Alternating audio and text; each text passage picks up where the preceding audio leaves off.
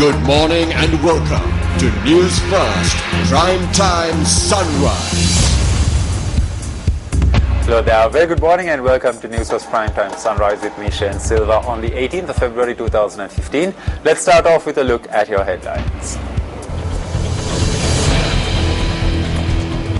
President to return to Sri Lanka today, marking the end of his 4-day visit to India.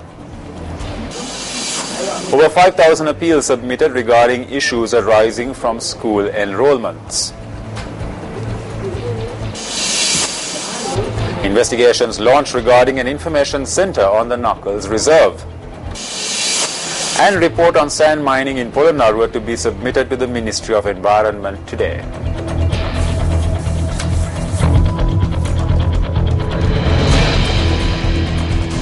On to your stories in detail now. President Maithripala Sirisena, who is on an official visit to India, engaged in religious observances at the Tirupati Kovil this morning. According to the Presidential Media Director, Dharmashri Bandara Ekanayake, the President is due to arrive in the island today. Speaking to News First, Ekanayake added that the President toured Bodh Gaya yesterday. President Sirisena called on a number of high-ranking officials during his visit, including Indian Premier Narendra Modi and Indian President Pranab Mukherjee. According to the President's media spokesperson, President Maithripala Sirisena signed a number of bilateral agreements during his visit. These agreements include the first bilateral agreement between India and Sri Lanka on civil nuclear cooperation.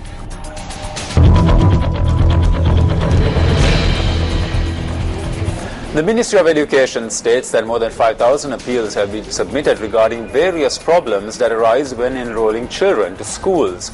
Minister of Education Akila Viraj Karyawasam states that all the appeals will be considered and relief will be provided to those who have been treated unjustly.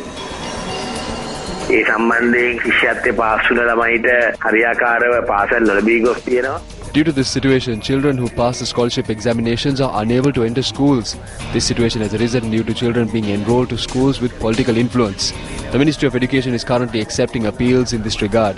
We have received more than 5,000 appeals so far. We have deployed a number of officials to investigate these appeals. We are trying our best to provide relief to those who have been treated unjustly. We are hoping to take steps to find out these shortcomings in the future and create a standardized education system and strengthen rules regarding admissions and rectify these shortcomings.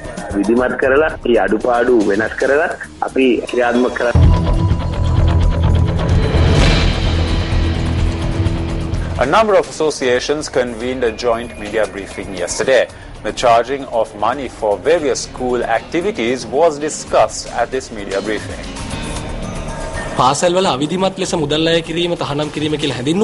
Although circulars have been drafted saying that money should not be collected by schools for various activities, this circular says that the collection of money from students and parents should be permitted. The circular, which has been introduced by the new government, will enable schools to collect funds from children to pay utility bills and even the wages of security guards.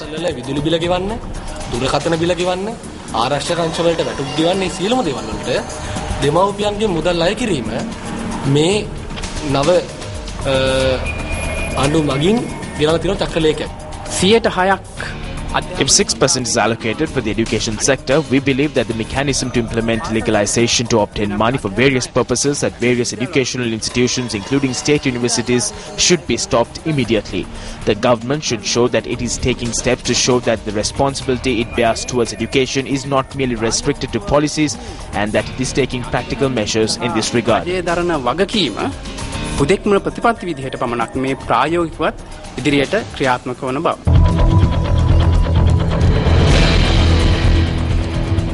State Minister of Higher Education, Professor Rajiv Vijay Singha, has arrived at a decision to resign from his ministerial portfolio. However, he notes that he has yet not received a response in this regard. We at News First contacted the State Minister of Higher Education, Professor Rajiv Vijay Singha, in this regard. Well, I had explained the position that I sent a letter on Thursday about one option being my resigning, which was at yesterday. The Prime Minister spoke to me the day before and told me he would call me yesterday, but he hasn't done so. I saw in the news item today that Mr. Hashim had actually, I think, answered very well and said he would, as he promised earlier, recommend that the appointment of the cabinet post, and it seemed to imply the decision had been made. But he hasn't told me either now. Perhaps he and the Prime Minister both think the other one was going to call me, and neither has. So I personally don't know the situation. I will not be going to the ministry today. In any case, I can't because Sandy is present. I accepted an invitation from Mrs. Kadegama to be the chief guest at the handing of the portrait of her late husband, Lakshman Kadegama, who is of course a politician I admire tremendously. And, I was delighted to have this invitation, and I accepted it last week. But I will have to tell them when I get there to please not refer to me as a minister.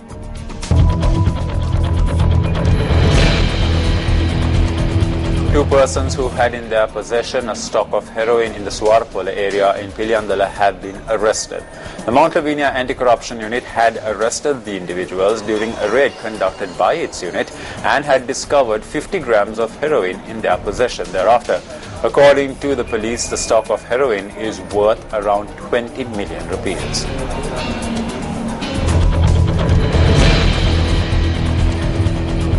Commissioner General of Prisons Rohan Pushpakumara states that 200 new prison guards will be recruited shortly. Speaking to Newsfirst, the Commissioner General stated that the recruitment process will be carried out as soon as possible in order to meet a shortage of prison guards. The Commissioner General of Prisons added that applications have already been called for this purpose.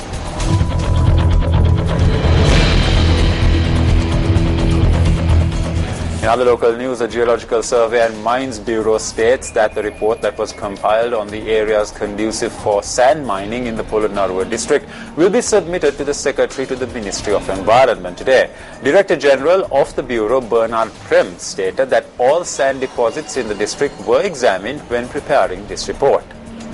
Speaking to Newsfirst, the Director General of the Geological Survey and Mines Bureau stated that factors relating to areas sensitive to this activity as well as areas conducive for sand mining have been included in this report.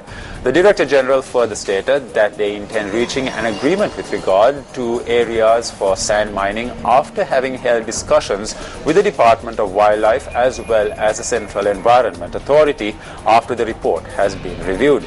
It was further noted that there was a possibility of the temporary prohibition on sand mining in the Polonnaruwa district being lifted shortly.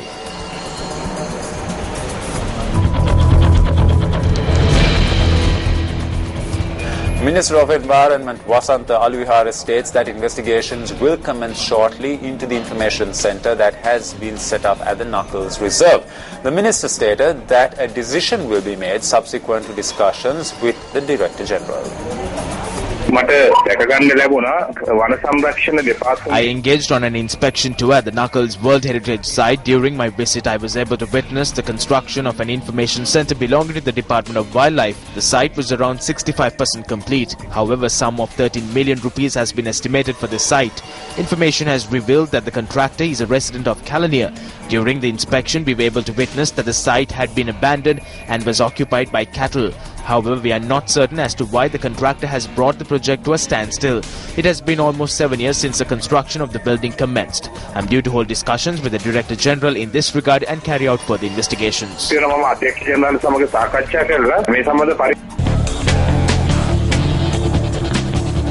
England team trained in Wellington yesterday ahead of their World Cup Pool A match against New Zealand on Friday. England will be looking to bounce back after losing heavily to Australia in their opening match in Melbourne on Saturday. After Ian Morgan elected to put Australia into bat after winning the toss, the host piled on 342 for 9 at the MCG. England managing just 231 runs in reply, batting second under floodlights to lose by 111 runs. Morgan's own personal dreadful run of form where the bat continued as he was dismissed for a duck, his fourth in 5 innings against Australia. The 28-year-old, who replaced Alistair Cook as one-day skipper late last year, has now scored 0, 0, 2, 0, 121 runs, 4, 0 and 5 runs from his last 8 one-day international innings. One player who gave England some cause for optimism was James Taylor, who made an unbeaten 98 after the tourist had stumped to 92 for 6.